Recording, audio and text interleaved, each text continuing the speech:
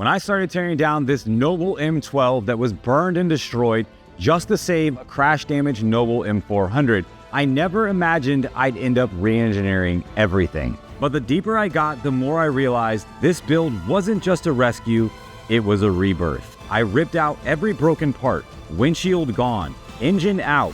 That missing fender, I remade it from the burned M12 skin. Then I found it. The entire front end of the M400 was bent, so I cut it off, built a jig, welded the M12 front chassis to the M400's chassis. Then I reinforced the whole thing. I added air jacks, custom carbon fiber floor pans, and even retrofitted Nissan GTR door handles, all while keeping the original Noble hardware inside of the door. Next, GT3 carbon race mirrors. My buddy Eric, he built a full concentric twisted race spec wiring harness. We test fired the engine right on the shop floor. It ran smooth and no smoke, no drama. Then I flew to the UK to help out my buddy Matt Armstrong with his build, and there it was, that body kit. 1 year later, it finally showed up and I made it fit. Rear clamshell installed, custom aero latches, flush mounted front end, hinged, opening and closing. And now it's time for the final pieces. Like I always say, that's enough talking, let's get to work. The first thing that I do here is I measure every single individual point where I will be drilling, mark it on the clamshell as well as the bracket, and then drill through the clamshell into the bracket. Once I have this finished, I remove it and finish drilling out the rest. Now I use this cheap digital caliper that I can lock into place and scribe a line so I'm able to cut this nice and even.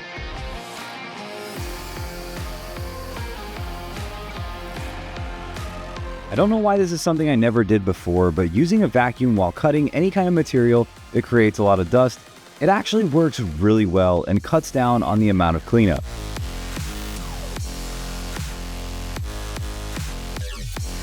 With the clamshell cut, now I measure out the front lip and make sure everything lines up.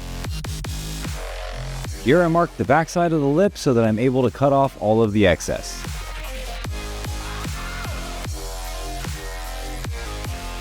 All right, so what you see here is the outline of the front and rear of the lip. I am going to trim the excess of this section here off. Oh, almost dropped this gigantic lip spoiler. All right, now one of the things that I want to do to make sure that this clamshell gets the most support that it can is I want to bolt this bar right here, which is the actual pivoting bar, to the front of that clamshell. Now to do that, there's several ways that I can do that. But the way I've decided to do that is going to be the most effective and simplest way. Rather than trying to drill these out bigger and weld a nut in there, causing that nut to deform because of the heat that would be needed to get that thing to be sitting in there, and also it wouldn't be flush, I'm just gonna tap them. And I got a 6mm bolt right here. I'm gonna tap all 4 of these holes across here, bolt this thing in place, see where it rides, and then we're gonna trim up the excess that we marked out, and we're gonna make another bracket for the front. But to do that, I'm gonna have to run over to my friends, and he is going to bend me a bar. If there's anybody out there with a bender that would like to send me a bender, feel free. This car needs a lot of work.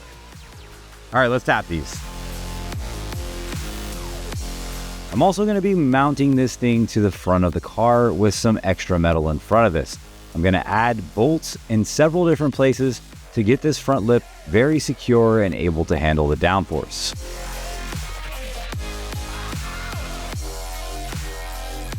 Once again, thanks to Milwaukee for setting me up with all this battery operated stuff. I haven't been able to have my compressor set up yet, so these things have absolutely saved the day.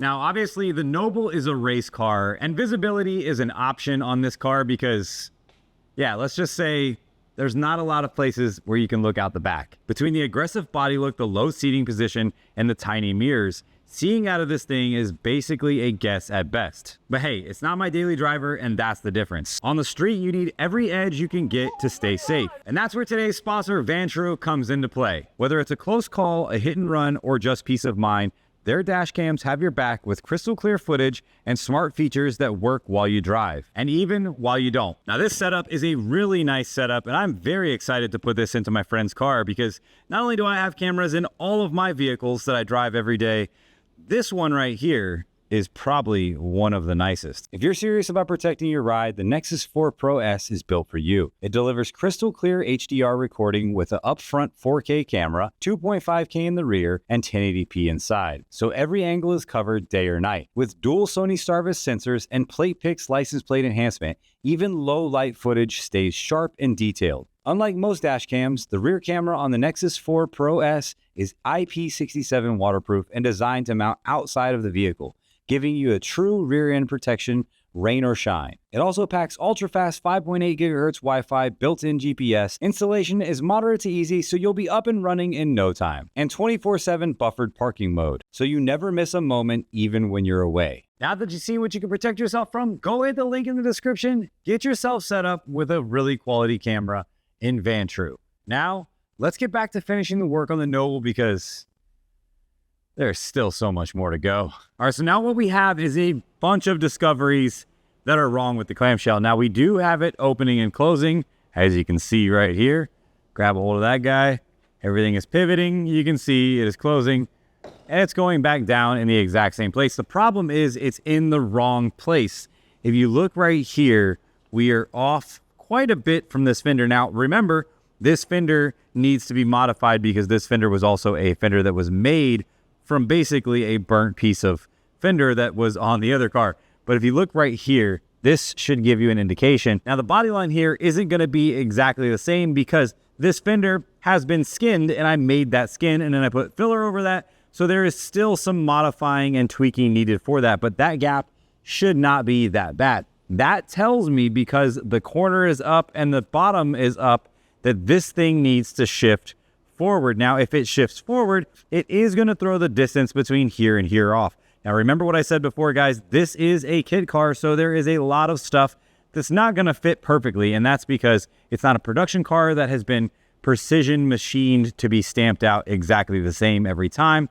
This is a fiberglass kit that you buy and you make fit your car. Now, let's go take a look over here. This will be a further indication of the fact that this has been pushed over. Now, if you look here, the gap is closed, and you look here, the gap is open. What that is telling me is that the front of this thing needs to actually sit down quite a bit. Now, when I measure this side, it's about a little over 9.5, and then I measure this side, we're a little under 9.5. So what that tells me is this thing is sitting kind of like this. So what I need to do is go in here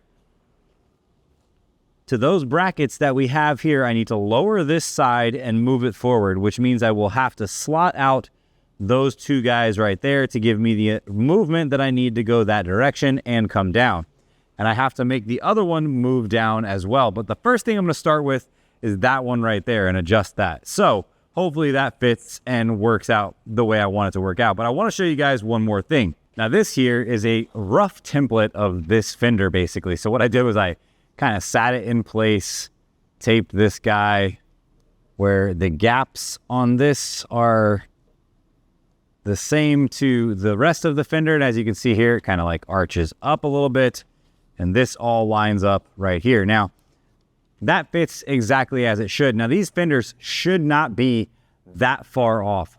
Take a look at what I found out going on the other side. From the other side to this side, that should be pretty close, but let's take a look at how far off these are. Now, I'm going to go with these two lines here, this one, and line this up. So if I put that guy there, line that up like that, it's roughly the same. This fender is actually a little bit taller than that side, but the big discrepancy that I'm seeing here is when it gets towards the top, there's a little more material as well as body filler, but there's more fiberglass than there is body filler right there. But if you look at this, when I set this in place and have this lined up, take a look at this part right here.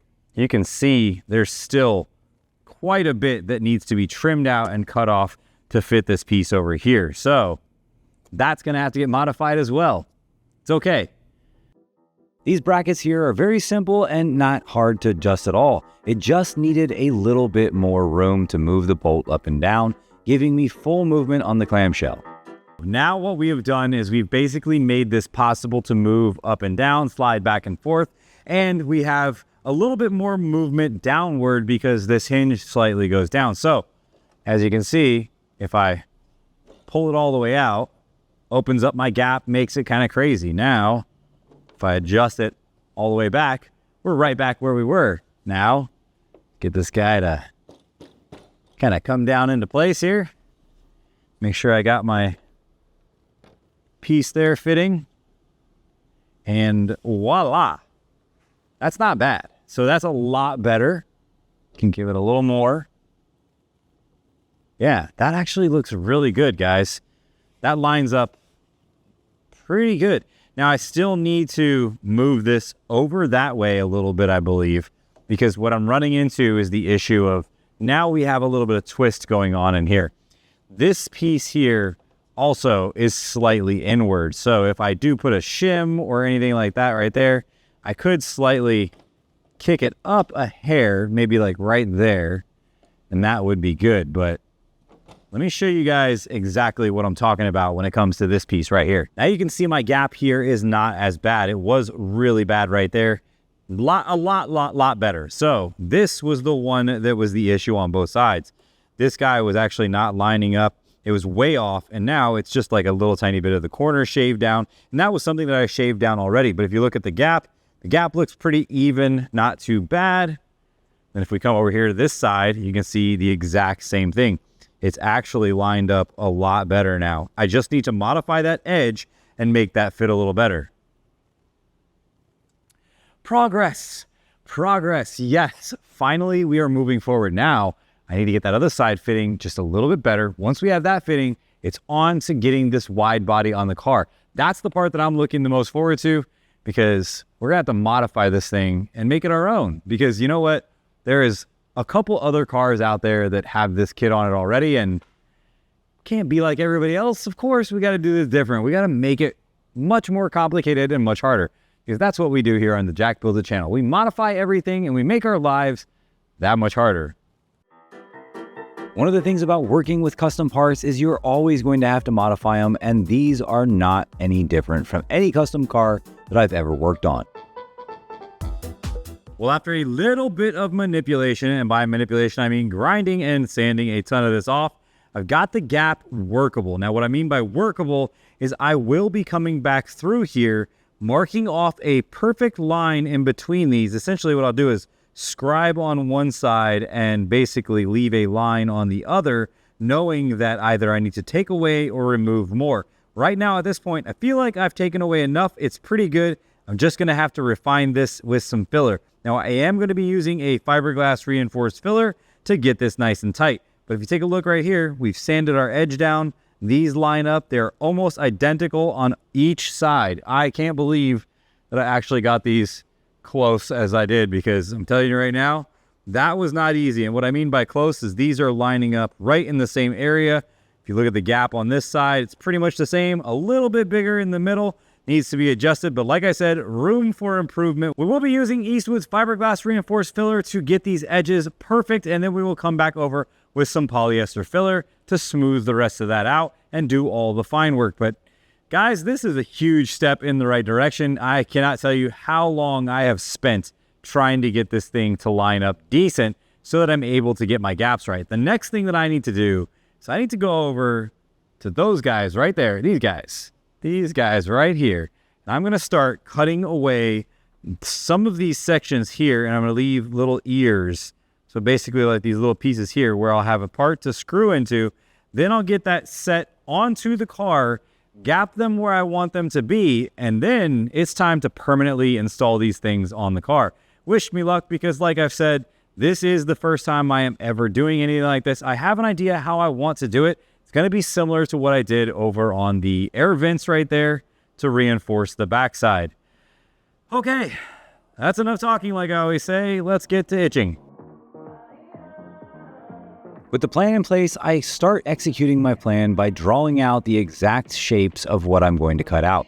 I'm going to cut this thing so that I'm able to screw it into place and that it stays exactly where I want it to while fiberglassing this from the backside.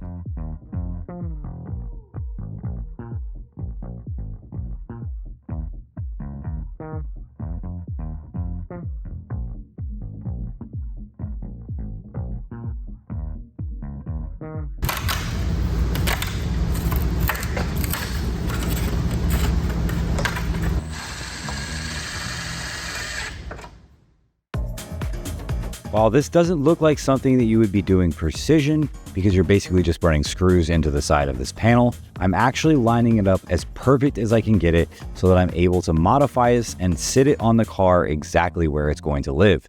Forever. Or at least until I wreck it.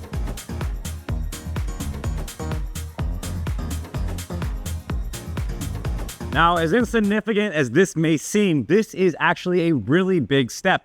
Because I am going to be molding in these pieces, I want them to sit into place. So what I've done is I basically traced along the line that was here on the edge and then cut out that line and left these little tabs. And I've put these in here in place with screws. Now what I'm going to do on the back side is I'm going to cut away some of the inner fender here. And the reason I'm going to do that is because we are going to be putting a wider tire on this. We want this thing to sit nice and flush. And with this thing going around the track at high speeds, which it is going to do, it's going to definitely flex and bend and twist, and the wheels are going to come up into that area. We don't want to have contact with fiberglass because unlike metal, fiberglass explodes. So it would look really bad and it would pretty much destroy everything that I've done so far.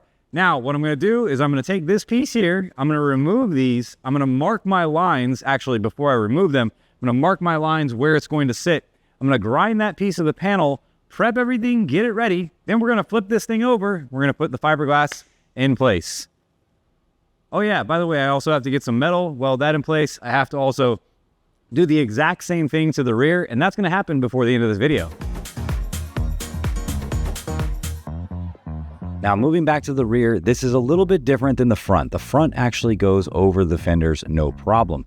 This has a section that hangs over the top of the rear clamshell, and I have to modify that and mold it into place. There will be a lot of bodywork and precision in this area to get these lines exactly the way I want them. So once again, I have to hang this exactly in the right place or I will have an issue later on with the bodywork.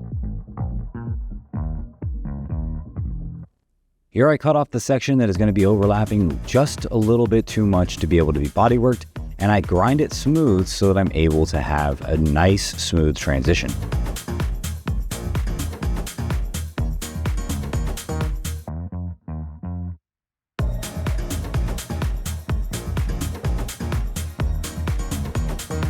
With the over fender in place, now it's time to pre-cut all of my fiberglass sheet and mat and then mix up some resin.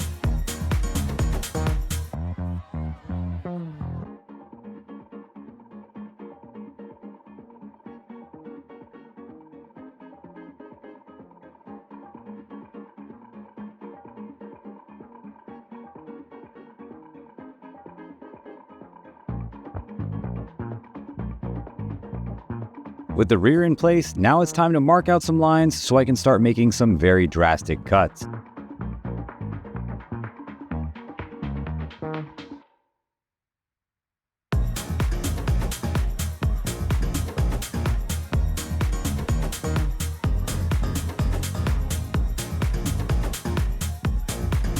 Well, fellas, this is the part where we separate the men from the boys. And I see I paid in total for this whole kit, front and rear clamshells, and this wide body fenders, $13,000 plus tax. So rounding up to about $14,500 for these parts. Now, this is where most people would be afraid to do what I am about to do, but I'm not most people, and I like cutting things. So, as you can see, I've outlined the outside edge of this guy right here, where this is going to meet up at.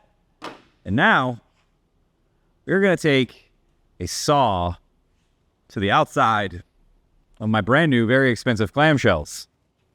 I'm not rich, I'm just crazy.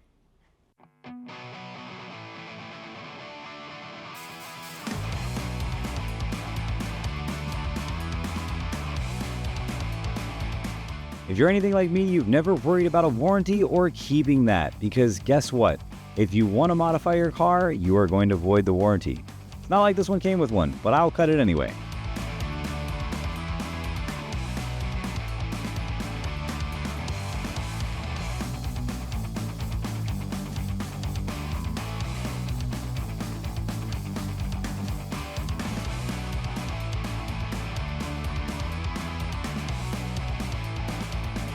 After the initial cut, I realized I need to cut a lot more off. So guess what? Saw comes out and we cut way more.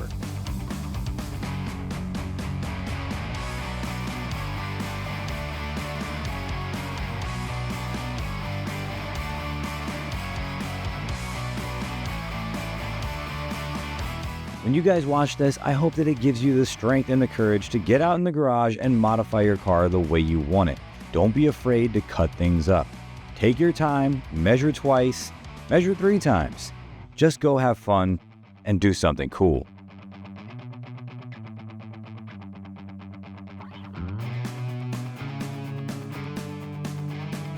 Little progress report in the middle right here. We have everything lined up. It is cut as tight as possible. As you can see, right on that black line is where I have cut.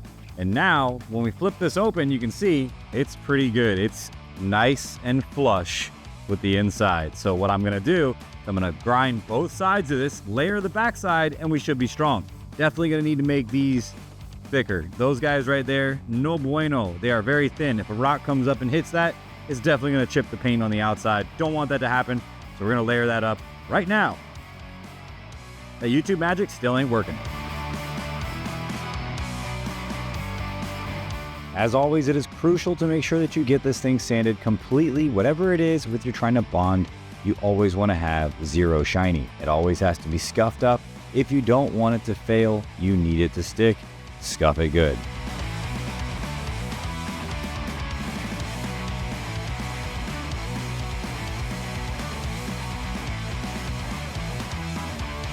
As you've seen me do before many times, I use aluminum tape on the backside of this to prevent any of the resin from leaking through. And not only that, it won't stick to the fiberglass resin.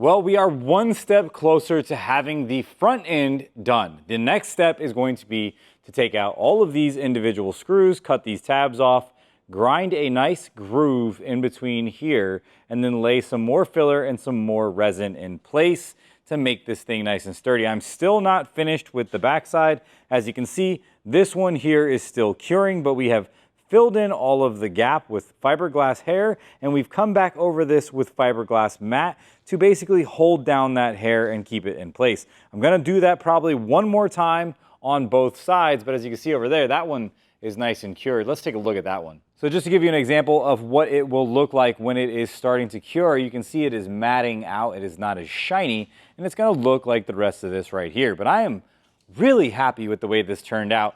The only problem is now I have to wait. I can't touch this yet until this dries up. I have to scuff it again and then lay some more fiberglass on that. But now it's on to the back of the car. It's getting late, but I'm going to knock some of this out before I leave. I still need to cut off the outside edge. I made a little bit of a mistake by putting that piece in place. I got a little eager, but it still looks good and it can still be done. It's just I'm going to be covered in fiberglass dust on the bottom as I cut this thing out, and that is going to be very itchy and not fun. But I have somewhere to be right now, so I'm gonna take off. You'll see that in a later video, but it's gonna look like a blip to you because I'm gonna go right back over there and finish the rear. The Noble M400 has undergone a complete transformation, and that is thanks to you guys. If you haven't hit the thumbs up button, hit that right now, subscribe to the channel. In the next episodes, this thing is going to undergo even more of a transformation when we start working on the exhaust, the turbo, and as well as the interior.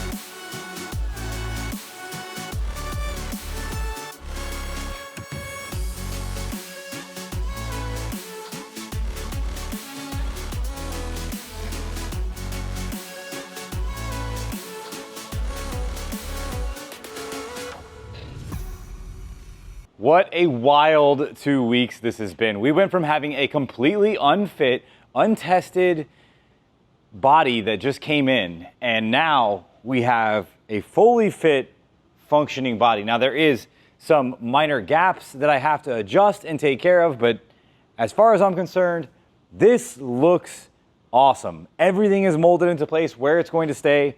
These things are nice and strong. They don't flex. They look like they are going to be good and stay in place. I do need to reinforce the backside. I still need to grind down the tops and do all the fiberglass over that, but that's gonna happen in the next episode because I got a lot of stuff that is coming up with the Supra that we're gonna be posting here very shortly. Now, it looks like I haven't been moving as fast as I possibly could, and that's because we are totally rebuilding 2 cars at the same time and moving into a new shop. And within the first month and a half, we've done an amazing job, in my opinion, of getting this thing looking absolutely awesome. The back fit up, in place, looks good. Very, very happy with that. Thank you guys so much for watching. Subscribe to the channel, hit the thumbs up button. That's how I make the money to pay for these crazy builds. Thank you guys so much. I'll see you in the next one. Peace.